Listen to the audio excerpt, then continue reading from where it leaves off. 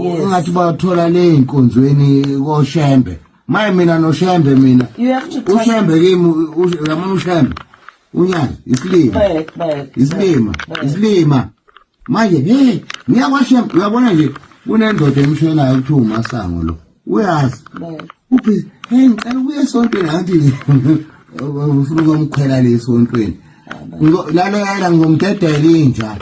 Ayihambi inja iyokhwelwa esontweni. Lesilo nje vele sihudile sitshele ngisho uNkulunkulu wabantu ukuthi uNkulunkulu uyisilima. Sibiza uNkulunkulu ngesiphuphu. Sathi uNkulunkulu uyisilima. So ayikho into wrong lapho. Unyazi lisalelo into ezimbili ukuze at least libuyelwe isithunzi. One into eyisalela unyazi ukuthi fanele liveze amandla okuthi ngempela uNkulunkulu akhombise ngamandla agwebe nangumfana ombize ngesilima. Number 2 fanele aclearishe igama lakhe ukuthi ngempela akazona isilima ngoba akakwazi ukuhola abantu ebeyisiphuphu ngoba uzothatha abantu abaseweni.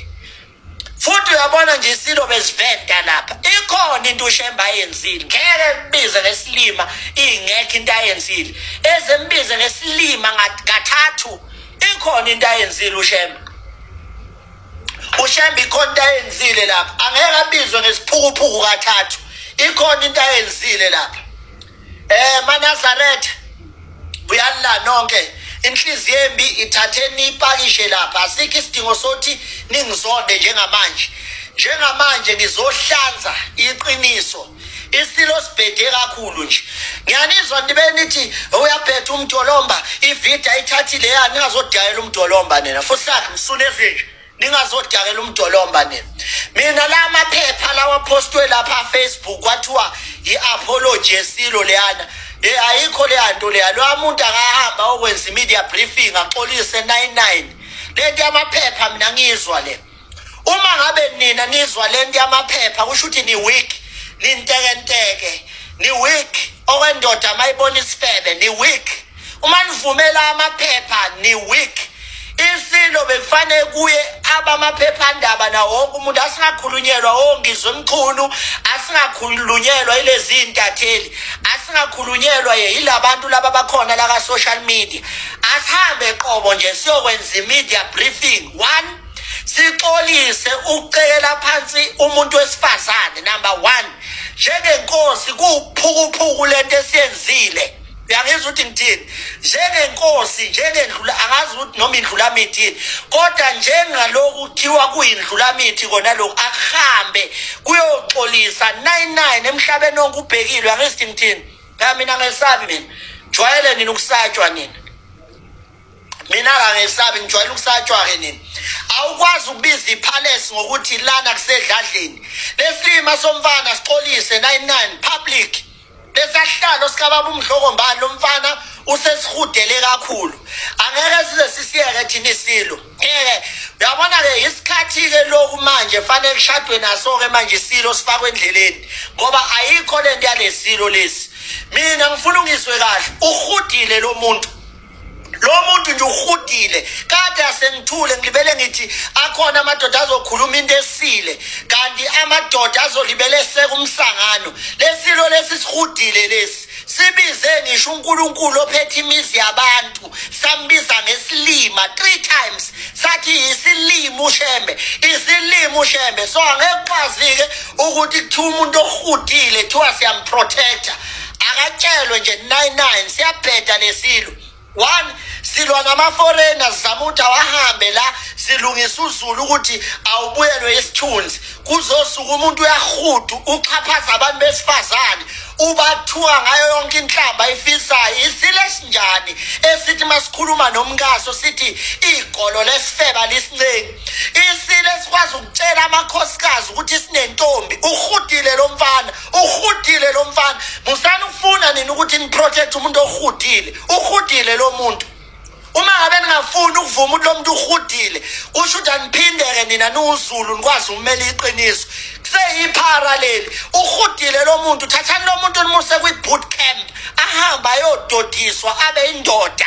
Ayikho indoda enje ahambe lokuyododiswa. Ayikho nje indoda enje. Manje ke uzosuka umuntu athi why did Mdolomba record this? Fuck off wena. Unaka i-record awumbona umuntu ohudayo. Awumbona umuntu ohudayo wena. Into ayinakile nje i-record sefane uMdolomba afele ikhamera umbona umuntu ohudayo wena. Ngoba phela uhudile lo muntu. Lina kancane. Isilo nje asihlale phansi sidonse ifoni silalele naliqinise engizophuma la emlonyeni wami. Mina kumfana ahlatshwa umfana ongenankinga financial. Anginankinga ke mina financial. Ingakho nje inja ngiyakwazi ukuyitshela 99 ngoba anginazi inkinga zemali. Ubhedile uMisizulu. Ubhedile kakhulu.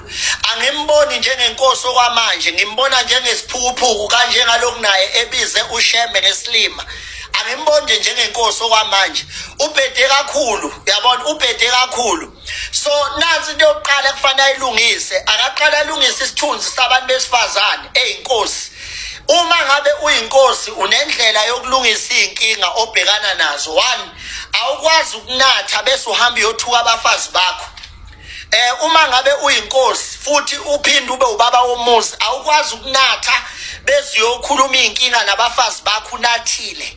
Uma ngabe uyibona ukuthi ubulazi idakamizwa bekufanele kusazise siyisizwe sizokuthatha sikuse rehab. Ayikho inkinga besingakuse rehab. Isilo sibhedile musana ukubeni isifukamela. Hayi bakwethu ubhedile wesifazane amahlazo omuzi kuhlala phe kwabo. Angiphiki phela nongizwa abantu abakhokhelwayo mina. Ongizwe umchunu uyayithanda lento yakhe yokuthi abe yi-opportunist lento lesigameko esikhona. Yabona ke nje usefuna ukuba yi-opportunist kulento esilo. Mangaki kanti amabhakede ungizwe azolibele wathatha mangaki. Akame nje kancane ungizwe umchunu nalo shit ade ukhuluma emini lapha emavidweni akhe akame kancane. Loyo vele siyamazi usomathuba. Indlala imbanga kakhulu ukuthi abe usomathuba. Ngiphili nendoda usomathuba mina. Abubayede ethena inkosi yamaNazaretha iyislima indaba inkosi idilela inkosi yamaNazaretha. And guys, at the end of the day inkosi yamaZulu is also a human being, naye umuntu. Ngifuna ukubuza kuwena, akazi mhlambe uthi bocasukile usho izinto ongaziqondile, things that you don't mean but wenziwa ukuthukuthela. I'll make an example.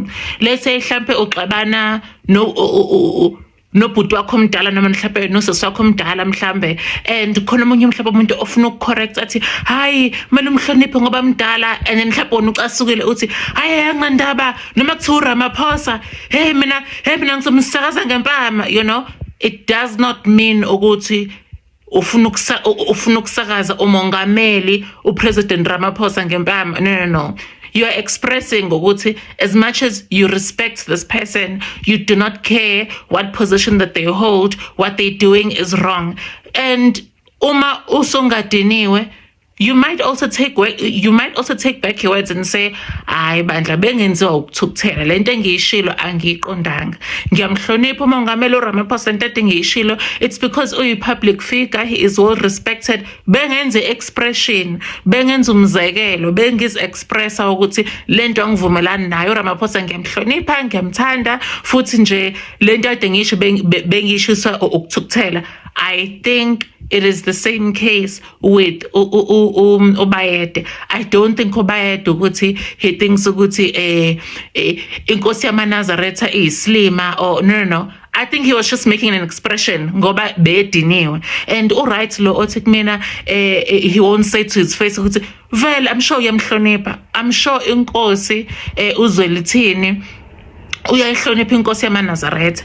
And I'm sure guys sonke we say things in the comfort of in our own homes. Sonke uma udiniwe uphakathi komndeni othembayo khona izinto ongazisho udiniwe, because vola nawo lindele ukuthi le muntu okuthandaza ukuvidiraza kufaka kwi-internet awulindele.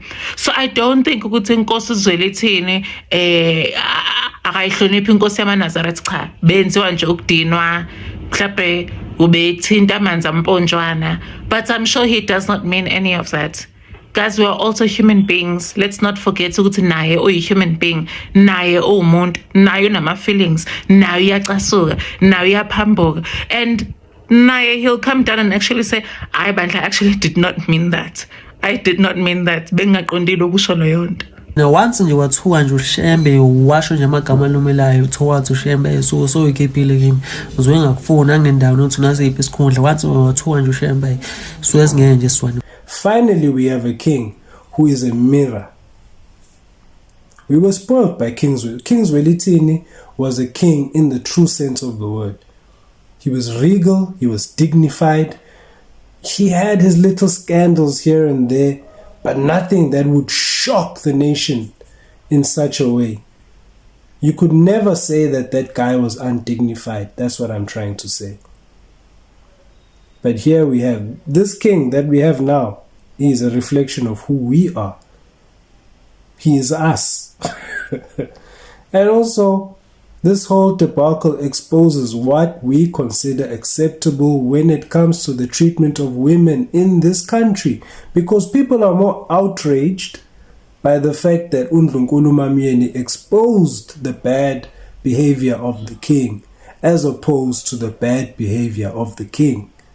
Make that make Hi there you guys and welcome back to the channel. So a new controversy involving King Misuzulu Zwelithini has set social media alight. The king is once again making headlines after a viral video in which he not only appeared to speak harshly to his wife, but also make remarks that many viewers believed were directed at the leader of the Shembe Church. The comments have sparked strong reactions because the Shembe Church holds great significance for many Zulu people. Members of the church, including traditional leaders, Amakhosi, and member of the royal family, because of that, many people believe any criticism or disrespect towards the church or its leadership is a very sensitive matter. Since the video began circulating online, South Africans have been sharing different opinions. You guys, some believe the king's comments crossed the line and have called for an apology. Others says the public should hear the full context before passing judgment. The incident has reignited conversations about the responsibilities that comes with leadership. As king of the Zulu nation, many people expect his words and actions to reflect the dignity of the throne, especially when speaking about respected religious figures and family matters. At the time of this video, many people are waiting to see whether there will be any official response from the royal household or from representative of the Shembe Church. What do you guys think? Were the king's comments inappropriate, or do you believe the video has been taken out of context? Share your thoughts in the comments below. If you've enjoyed this update, do not forget to like this video, subscribe to this channel, and of course turn on the notification bell so that you never miss another trending story. Thank you so much for watching. I'll definitely be seeing you in the next one. Bye.